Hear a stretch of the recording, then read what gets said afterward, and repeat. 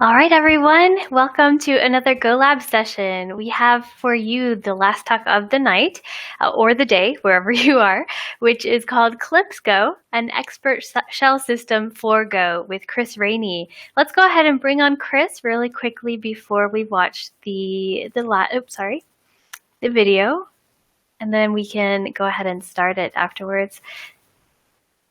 There you go. Hi, Kris. We cannot see you yet. I see you have activated everything.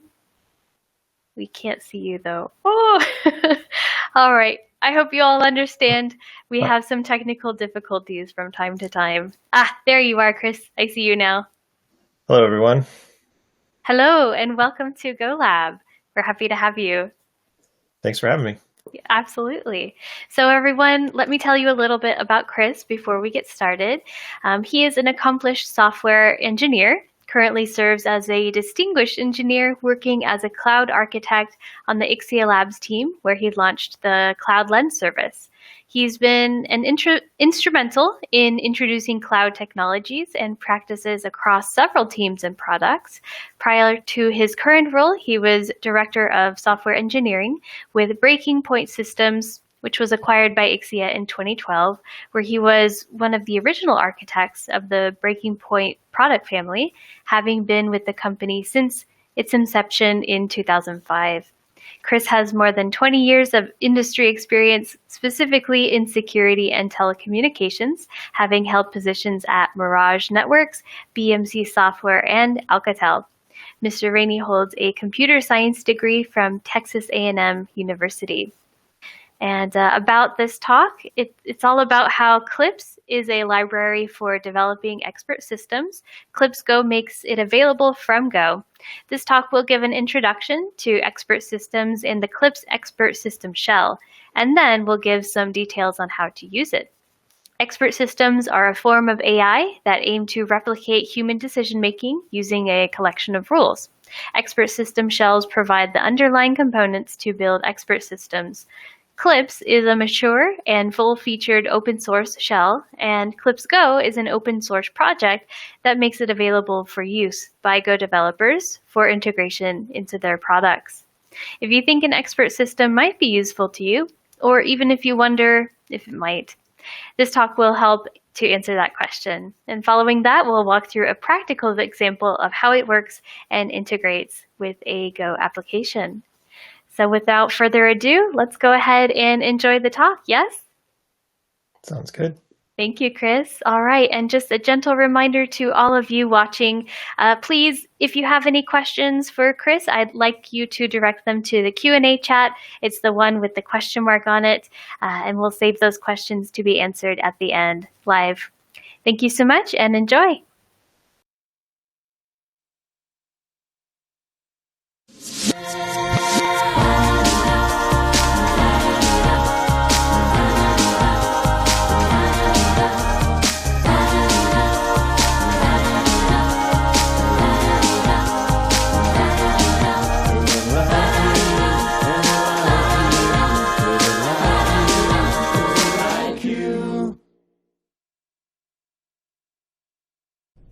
Hi, I'm Kris Raney from Keysight Technologies, and I'd like to welcome you to my talk on CLIPSGo, an expert system shell for Go. The way this talk is structured, it starts with the general and works to the specific. So first of all, we'll just talk about what is an expert system in the first place. And then we'll talk a little bit about CLIPS specifically and how CLIPS works. And then finally, we'll talk about CLIPSGo and how you can use it to integrate CLIPS into a Go-based architecture. So, first off, what is an expert system? Well, a general definition is it emulates the decision-making ability of a human expert. It's kind of an early take on AI. It's not a machine learning type of AI. It doesn't automatically develop new abilities. You program in the abilities it has, but it aims to essentially draw logical conclusions from a base of facts. So given that kind of high-minded definition, if you're like me, it kind of begs the question, so what is it really? So an expert system is a system that works on a universe of facts, so a collection of data. And then within that expert system, there are a collection of predefined rules where rules match on the data that's available. And when they match, there is an action that can be executed. And one of the possible actions that you can execute is to contribute new facts, to assert new facts, or possibly to retract facts that are already there. And so by doing that, you make really an inference. You're kind of growing your database of knowledge. And then based on the new conclusion you've drawn, you may be able to do more work. Now, you may be familiar with kind of the online memes that sort of poke fun at AI and machine learning as being just a bunch of if statements. And the reality is, if you're talking about an expert system, it's not entirely undeserved. It really is kind of true that the rules of an expert system really are a match condition, which is the if part of an if, and then a set of actions to take, which is the then part of an if. And so it really is just a collection of if statements. And so that kind of raises the question, why bother? You can already write if statements in Go, so why do you need anything special beyond what the language provides natively? So there are a few kind of conditions for a problem that you're solving that if they are true, may indicate that an expert system could be a good fit for solving that problem. And so one of those is a lack of a well-defined systematic order that the conditions need to be checked, the if statements. If it's not some sort of systematic thing where you can go through a list looking for one that matches, but instead there's a bunch of kind of heuristics, then an expert system may tend to be easier for solving that problem than writing an algorithm. Another condition is if there are multiple correct options, like there are multiple solutions to this problem, one is potentially better than others. Getting to the sort of best solution may be easier with an expert system. And then the last is kind of something I mentioned where you make an inference, you increase your data. If decisions that you make as you're processing this data introduce new data that cause you to reevaluate your decisions again, that's a pretty clear indicator that an expert system might be a good way to tackle that problem. Now, there are a couple of other sort of benefits to using an expert system that are worth mentioning, which is number one, so compared to like machine learning, an expert system can produce an audit trail, so you can see why it came to the conclusion it came to. If you've ever seen like an image recognition with a neural network where you show it a picture of a chihuahua and it says it thinks that it's a giraffe, it can be basically impossible to know how it arrived at that decision that this picture is of a giraffe. An expert system does not have that problem. You can have it tell you a path leading from every bit of evidence that it used through all of the inferences it made all the way to the conclusion and see exactly what's the support for the decision that it made. And then the last is using an expert system as opposed to just writing ifs in the language. It gives you kind of a higher level of abstraction, which is very useful when you're debugging your decision-making process. It's much easier to diagnose why something happened that shouldn't, or why something that didn't happen that should.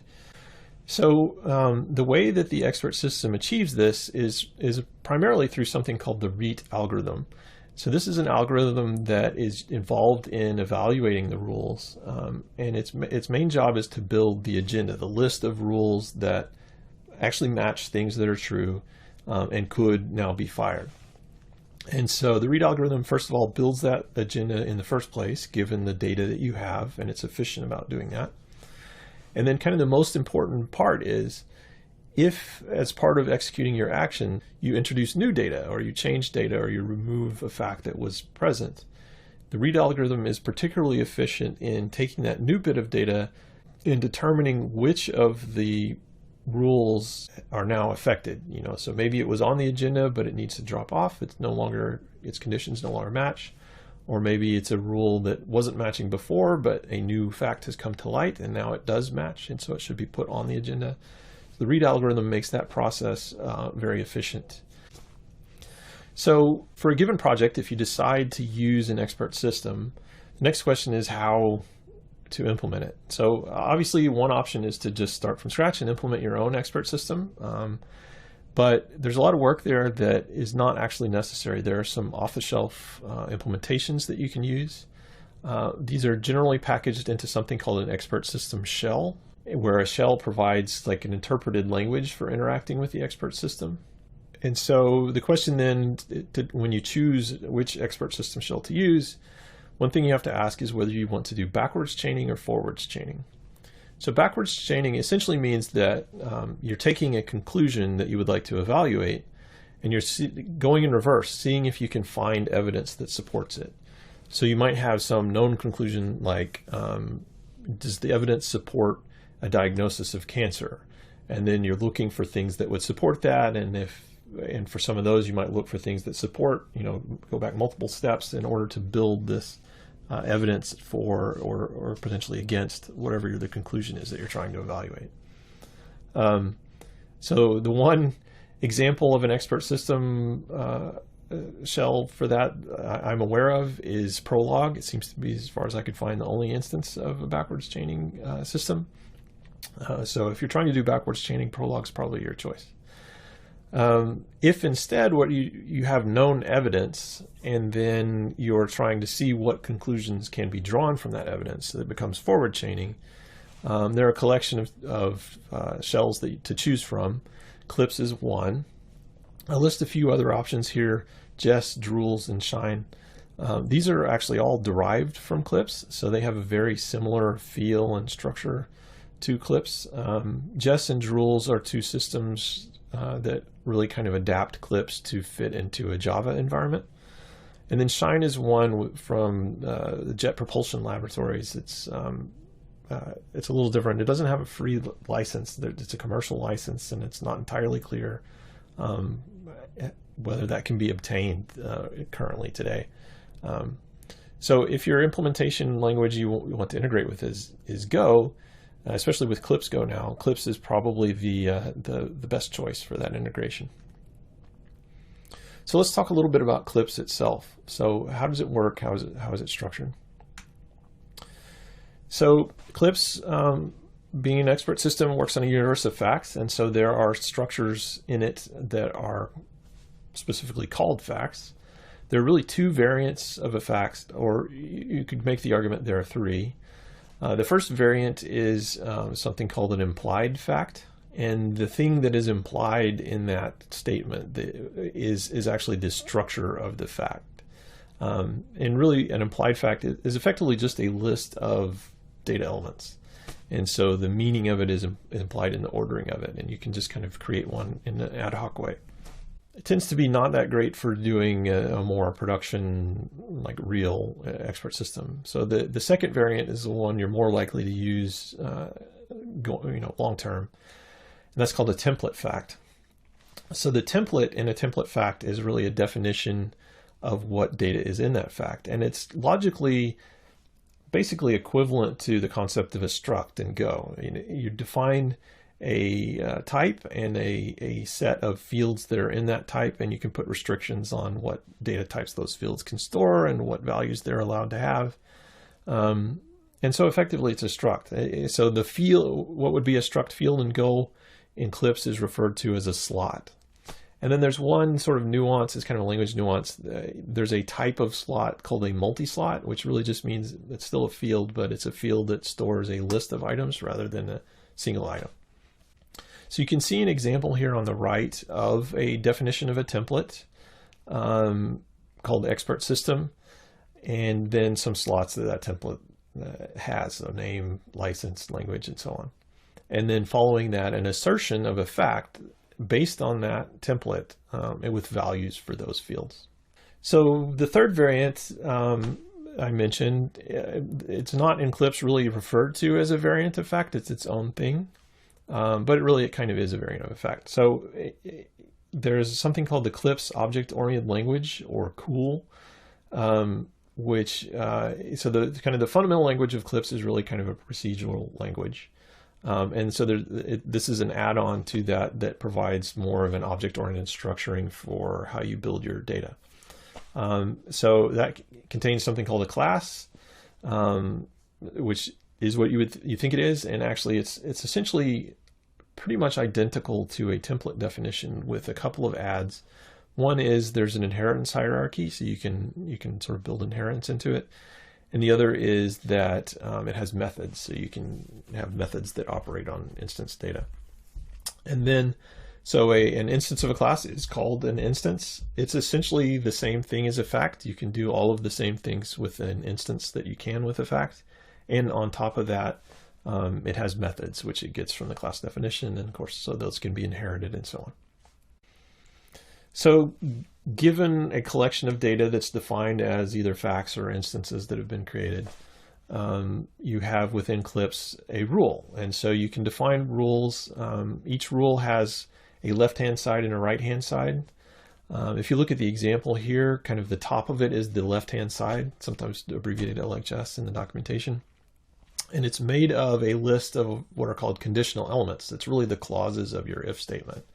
And they kind of get anded together. You know, if all of those are true, then the rule matches and it will fire. So you can see in the definition, there's a little, it uses an equal sign and a greater than sign to create an arrow. So that can be read kind of as the word implies, or then even. And so then you have the right-hand side, and that's a list of actions that will be executed if this rule is fired. So speaking of the agenda, of course, CLIPS also has a concept of the agenda, which is a list of the rules that have, at the moment, the potential to fire.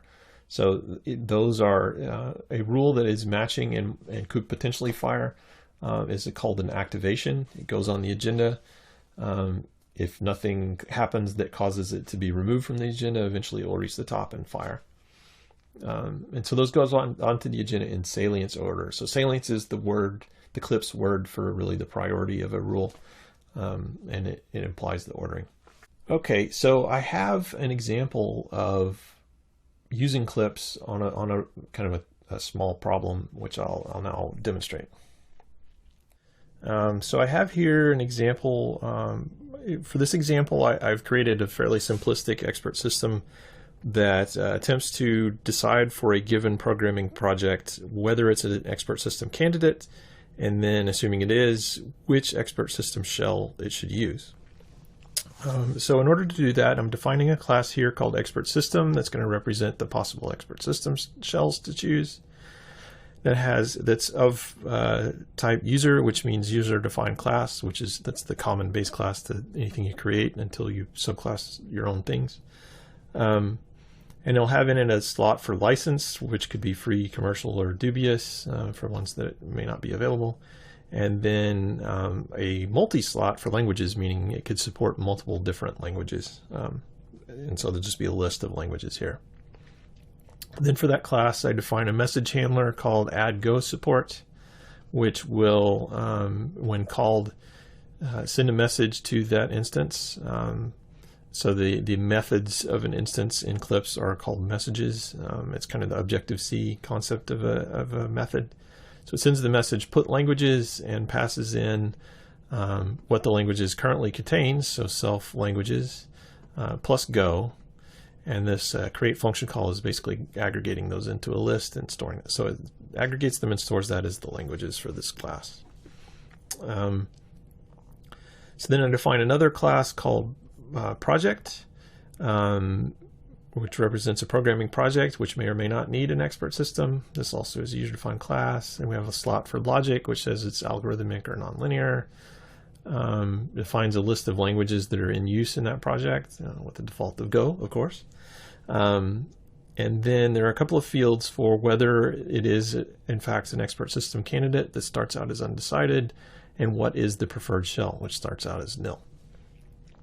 Okay, having defined the classes, I then define some instances of those classes. So one for CLIPS, Prolog, Jest, Rules, and Shine. And there's one it's subtle but slightly important point here I want to make. The def in these commands, def instances, def class, def message handler, It's tempting as a programmer to think of that as define, but it's actually not short for define. It's short for default. The meaning of that, in Clips, there's two categories of data. So there's default data and there's non-default data. And the idea is you can create a bunch of default data, and then anytime you reset, there's a reset command, all of the non-default data will go away and all of the default data will remain. So you can create your classes and your rules, and if there are some instances that you plan to reuse over and over, you can go ahead and create those as def classes and def rules and def instances. And then when you're using the expert system, you can load in a bunch of other data and run the expert system and see what results you get, and then you can reset, and you'll still have those classes and def classes and def instances, but then you can load in different data and run it again. In practice, I don't end up using that a ton because the cost of initializing it is not that high, but it's a concept that's there, and it kind of shows up a lot because of this def prefix that shows up everywhere. All right, so I'm going to go ahead and load up this much of our expert system. Oh, I guess I didn't talk about the rules. So I also define a rule here for named expert system candidate. It matches on objects of type project. It remembers the name. So this question mark prefix, that implies that this is a variable. So it's going to store the name of this instance in this variable called proj name. And it's only going to match if the slot logic has the value nonlinear. So that's what this notation means. So for any object that matches that, this will go on the agenda. And then if it fires, we will send a message to that project to put is expert system candidate and set the value to true. So effectively, this is going to look for any project that's got nonlinear logic and then say that that's a candidate for an expert system. The next rule, choose free, is going to again look for a project and remember its name. And this time it's looking for ones that are expert system candidates. So it's matching if that slot is true, whose preferred shell is still nil. And then the next one, it takes a little bit of explaining. What it's looking for is here in the slot languages, we're going to remember one of the languages from the list. And so the notation you see here is kind of saying that. The question mark without a name it's still a variable. It's one we don't care about. We're not going to remember its value. And the $ prefix in front of that means that we're not just matching one item, we're matching a list of items. It could be 0 or more. So by having $question mark before laying in $question mark after, what we're saying is we're matching some language in this list, and we don't care where it is in the list. There could be some number we don't care before and some number after. That's fine. Just anywhere in the list, we're matching a language. So the next conditional element in the left-hand side here is looking for objects of type expert system, and it will remember their name as well. And it's looking for ones whose license is set to free. And then in the languages, again, it's looking for one item in the list, but it's the same variable here. So what we're saying is that we're looking for an expert system has a language that is one of the languages that the project uses. The one other thing is here, because this is looking for free licenses, we're going to boost the salience of that out. We're going to give it a higher priority of 200. And then we have another here rule of choose commercial. If something has a commercial license, really it's effectively the same. The only real difference is we're matching on commercial rather than free. And then we're giving it a lower salience. So these two rules taken together, you can think of as saying, if we can find a free project, let's use that. If we don't find one of those, then if there's a commercial expert system shell, we'll go ahead and use that one.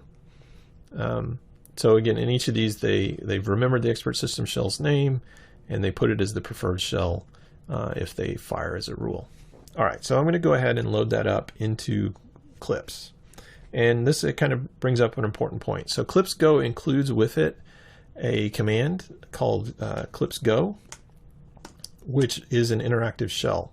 And it's just the Clips interpreted language.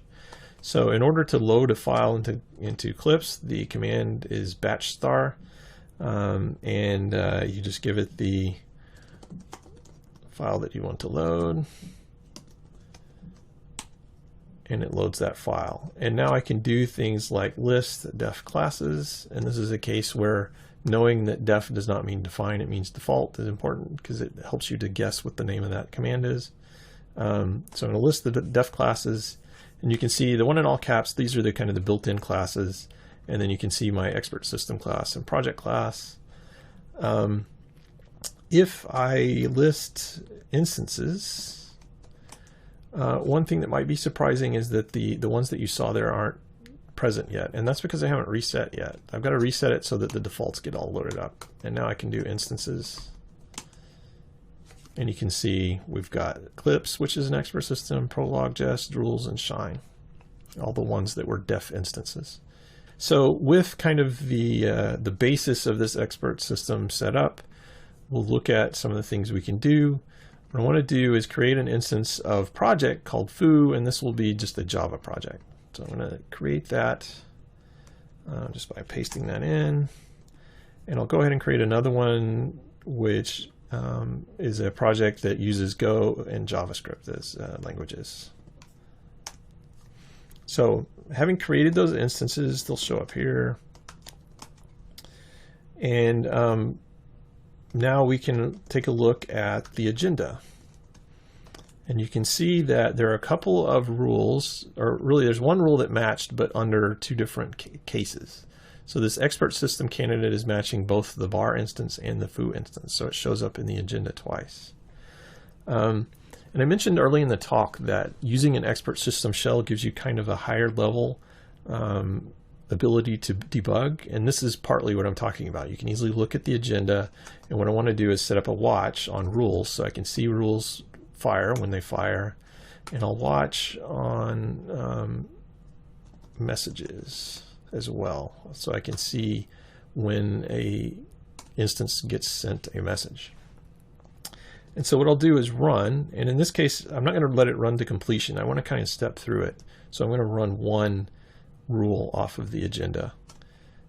So you can see what happens here is that first of all, the top item from this agenda has fired, and so you see the watch being listed there, that okay, it's run that rule. And you can see also what that rule did, the action it took.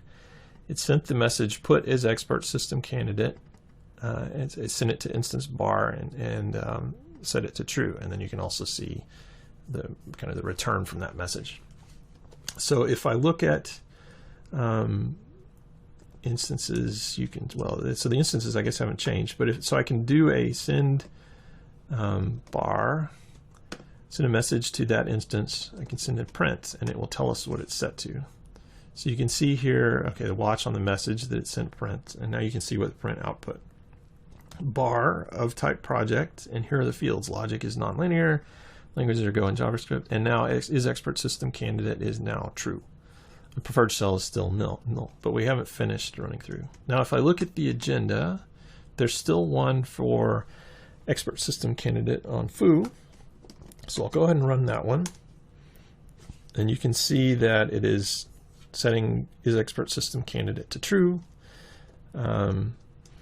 And now if I look at the agenda, you will see that there are now two different choices for choose free, where it's matching on foo and matching on either Drools or Jest. Now, one thing that might be surprising here is we're not seeing for bar, which has a Go, Clips. And so we might want to figure out why that is, you know, if it's a surprise to us. So there's something called matches, which we can pass in a rule name to choose free. And you can see for choose free, if you recall, we first match on the projects, and we find that that actually shows up a couple times. Our bar has two languages, so it shows up twice for Go and JavaScript, and foo shows up. We're matching the second pattern for the expert system shell. So we matched for Clips and Prolog and Jest and Drools. Those are all potentially shells that could work here. And now it shows something called partial matches. So what it's doing here is taking the matches for pattern 1 and combining them with matches for pattern 2 and see if they go together given the constraints that we set up. And there we see that, okay, even though Clips is on this list and Foobar on that list, they don't ever actually go together. And I can show you why, which is if I go back to my definition for Clips,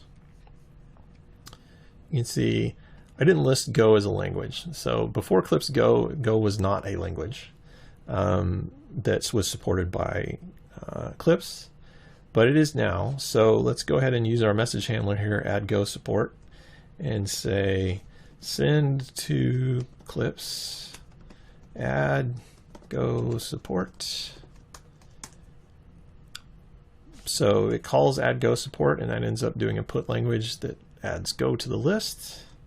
And if we now look at the agenda, we can see that ta-da, bar is there with Clips. It matches our rules. And so this concept of looking at the matches and stepping through the rules firing from the agenda. Actually, I can just go ahead and run the rest of the agenda to completion. You can see that bar gets Clips chosen and Jules gets foo chosen, and I can print that out. And you can see that bar is now an expert system candidate and has a preferred shell of Clips. So this ability to kind of step through the thinking of the expert system as it's working, and seeing how the rules are firing and what order they're firing and when they match and when they don't match, and if something surprises you, being able to query out what the matches are.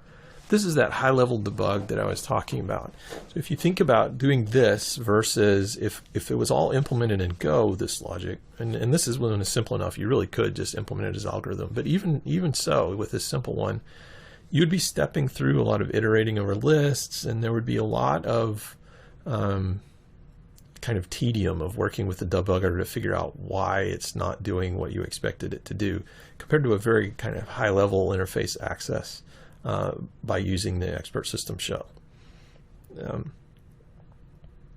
So that's kind of the demo here for Clips, and this is all pure Clips, no Go really involved yet, but we'll get into Go next.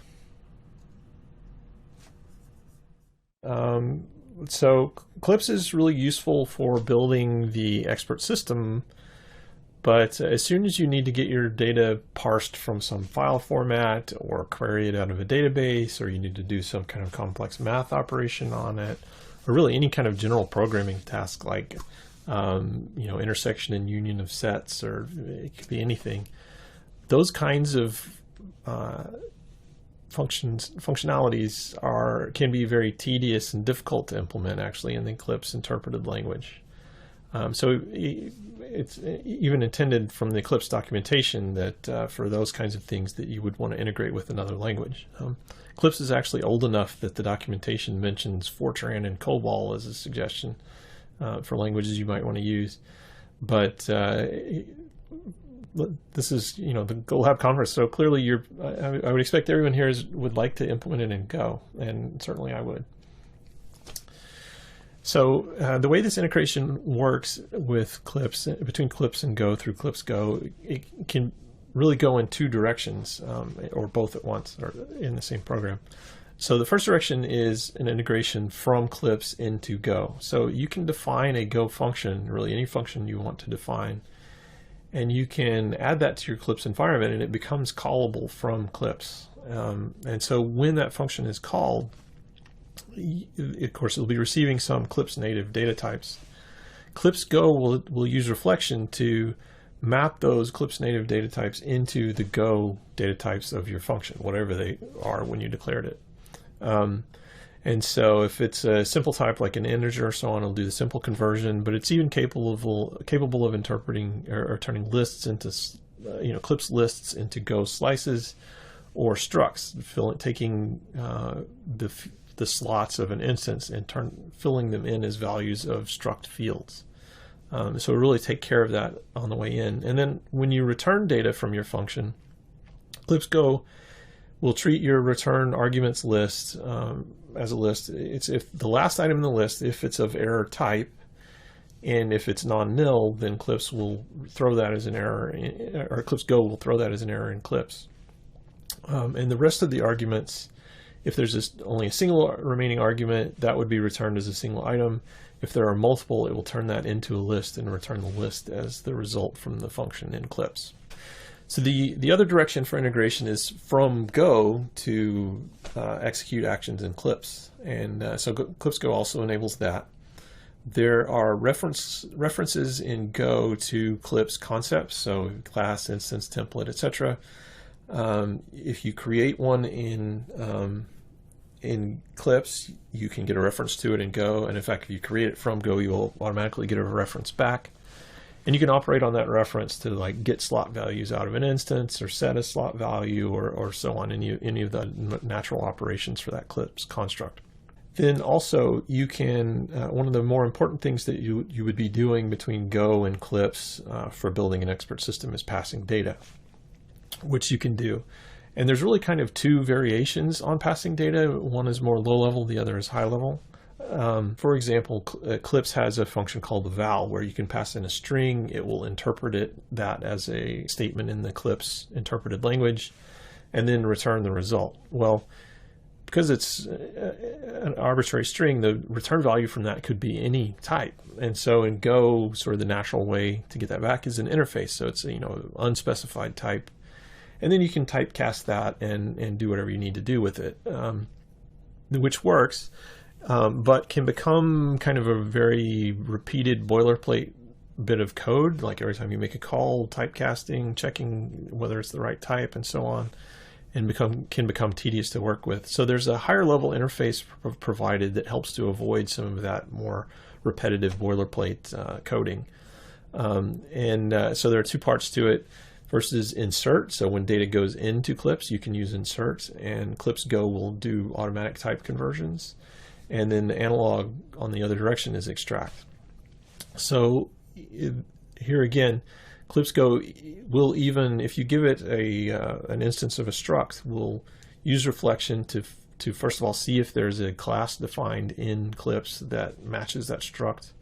If there's not, it will do an insert on the class as well. And that insert of a class will actually create a class definition that matches the public fields of the struct. And then the insert of the instance will fill in, create an instance in Clips and fill in the values of the slots with the values of the struct fields. Extracts on the way out, it's a similar kind of thing. When you call an extract function on CLIPSGo, you pass in a pointer to a data structure that you want filled in. It will use reflection to do the mapping so that the slots of the instance that you've been returned get populated into the fields of the struct. Conceptually, it's very similar if you're familiar to doing a JSON marshal or unmarshal, where it's kind of automatically doing these conversions. So I have another example. It's the same example, but it's an implementation of it in using CLIPSGo to implement it more natively in Go. And so I'll go through that again, and you can kind of hopefully see how it works in practice. Okay, so let's take a look at the same solution, but implemented using Go as more the primary language. So I have here a program, Expert Systems Go. I define a few constants here for the free, commercial, and dubious. These are of type Clips symbol. I define constants for the algorithmic and nonlinear. Then I define a struct, expert system, that's going to represent the same thing that you saw over in Clips, where it has a license, which the value is a Clips symbol. And this notation here is just like with JSON. I'm telling it when it maps this to and from a Clips struct how to format that name. And actually, if you don't define a Clips field here, but there's a JSON field, it will rely on that instead. And the intent of that is so you can use it with library code that you might not want to or be able to edit, but yet you need to load it into Clips. But you can override that by using the Clips value. So then I define a type project, which similarly has logic, languages. It's the same values you saw before. Is expert system candidate, but they're in more Go types. So it's Clips symbol, a list of Clips symbols, and this is a reference to the expert system class or pointer to, but in Eclipse it will be an instance name of the expert system. All right, so I have a function here that loads this data or these types into Clips. It does an insert of a new instance named Clips into that is of type expert system. I give it a pointer with the license set to free and the language is set to Python and C, just like in the example before. I check the return for that. Then I insert prolog, jest, rules, etc. These all map directly to what you saw over here, Clips, prolog, jest, and so on. And then in order to define a message handler, I use the function build, which just takes really a Eclipse interpreted language to produce a Eclipse construct. So I define the add go support method or message handler to the expert system class. Okay, and then this function can return. Similarly, I have a function to insert the rules, and it also makes use of this build. So the rules actually look here just like they would in the Clips language, or do in the Clips language. So I define the same rules that we saw before using that build construct, and we get to the main function. Now, as a preferred practice, something I like to do is to create an interactive mode where I get my Clips environment, I load up all the data, so insert all the expert system instances, insert the project class, basically get it all ready with the rules and everything. And then if it's in interactive mode, I drop into the shell. If it's not, I go ahead and finish up what I'm doing, run the whole expert system. So in that case, it would, if you run it without interactive, it watches the instances, watches the rules, it goes in and defines the projects as I did before, and updates the languages. You can see it's doing inserts of an instance of project, and it looks for the Clips instance that was previously defined with find instance, and then sets the slot languages to include Go, and then runs. And then it looks for bar and prints it out with JSON, as JSON basically. So basically I can run this program in so it's right here, expertsystems.go. I just do a go run expertsystems.go. If I run it without interactive mode, it does just what you saw before. It fires the rule expert system candidate for bar, and then it chooses the free Clips as the expert system for it, and then does the same for foo. And then the last line is the JSON being printed out of bar. So it's the data that's in bar, the languages it uses. It is an expert system candidate, and the preferred shell is printing out the data about CLIPSGo. So, but I like to be able to do this. So you run it with a -i. It loads up all the data and then gives you a prompt, so you can say instances, and you'll see, Clips, prolog, jest, rules, and shine. And you can do interactive things like so in this case, when I set it up, I did not include, you'll notice the foo and bar instances, but I can go back to these same commands and run them. Create foo. Oops. And create bar. And then I can do the same kind of debug where I look at the agenda and I can run one and so on. And so basically I let Go handle the kind of heavy lifting of querying the database and loading up the data and all those things, but then I drop into an interactive shell so I can debug like what's going on with this expert system. If it does something unexpected, I can still get all of the benefits of the interactive shell, even though most of the work is done with Go. All right, so that wraps up my talk. I thank you for taking the time to listen to it, and I believe now we have time for questions.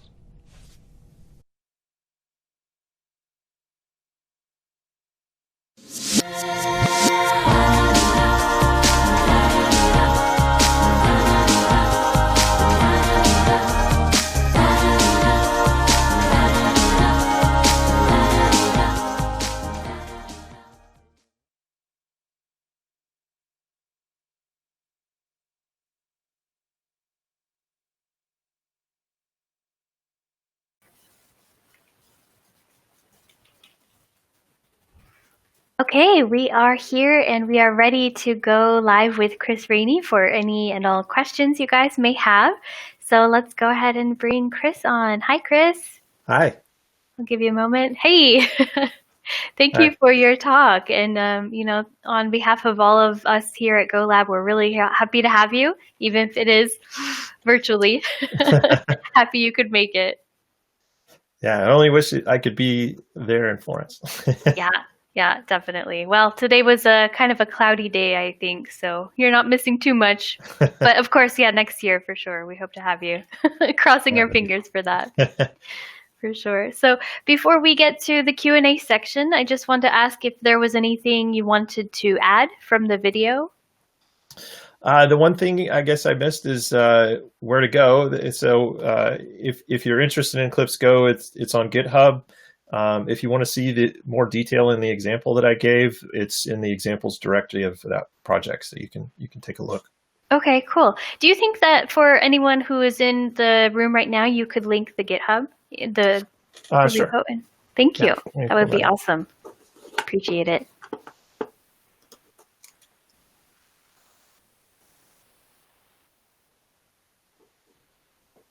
And in the meantime, I think what we can do, since I don't see any new questions coming up, someone from, oh, thank you. Yes, great. Well, we have two questions from Sina. I want to get to this question he had just now, and then we'll go on to a different one. He asks, where can I learn more about Clips? Is that linked also? So there's some practical examples and so on in CLIPSGo that can help. And then what I found is the best source of information on Clips itself is the Clips user manual, which is available from the Clips project on SourceForge. And I can provide a link to that as well. It's reasonably well written with examples and easy enough to follow. And there's not a ton of other documentation available, but Okay. that was at least my preferred reference. So I'll provide a link to that as well. Thank you. We appreciate it. Fantastic. All right. And while you're doing that, I'll just go ahead and even though it was asked during the talk and answered as well, I'd like to see if you had anything to add to it. Sina also asks if Prolog is considered an expert system as well. I believe it is. At least I certainly do. Yes, and it seems to be if what you're looking for is the reverse chaining type of expert system, it seems to be really your only option. I'm not an expert on Prolog by any means, but it's definitely seems to be the preferred choice for that. Okay, great. Thank you. And I see also Elon linked eclipseclip.org for another resource there. Thank you. I don't know if you Prolog is a subset of a family of languages. Okay. Great. Thank you for that. All right. Well, I don't know if anyone is finishing up with their questions or not. I'm going to just give them another moment or so while we're waiting for those questions. What do you have planned for the rest of your day? Well, so my day is just getting started. This is the first thing for me today. I'm in the Pacific time zone. So the rest of the day I'll be working. I've got a series of meetings for coming up today, all online, of course. And finally it'll be weekend time. Yeah, it's Friday. Yes. All right. Well, since it seems there are no more questions, probably everything was explained very clearly. So just once again, thank you, Kris, for being here virtually. At least, one good thing about this is you can work in your pajamas. Nobody will know the better. Right. All right. Well, we wish you the best, and we hope to have you here next year as well. Thank you so much. Thank you. And thanks everyone for attending. I know it's the last thing on a Friday. So it's good to see you here. Thank you. Happy to have you. Thank you so much, Kris. Bye. Bye. All right. Thank you all so much for coming for, the last part of the day for GoLab. We have our last day tomorrow, and we've got a really long lineup. So let's see, starting at 12:10 p.m. Italian time, we have building an event-driven microservice using Kafka and MongoDB in Golang. We also then have at 1:20 best practices on writing a Kubernetes operator, my lessons from Capsule. And then at 2:30, we have open telemetry in practice. At 3:40, tests in a box, shipping your tests in a container for fun and profit. At 4:50, we have easily build healthy and reliable web apps using metrics and tracing. And then lastly, we have at 6 p.m. plan lagged, distribute cron work the smart way. So thank you all so much for participating. Again, one final thanks to Kris from the GoLab team, and hope to see you next time. Thanks. Have a good day, everyone. Bye-bye.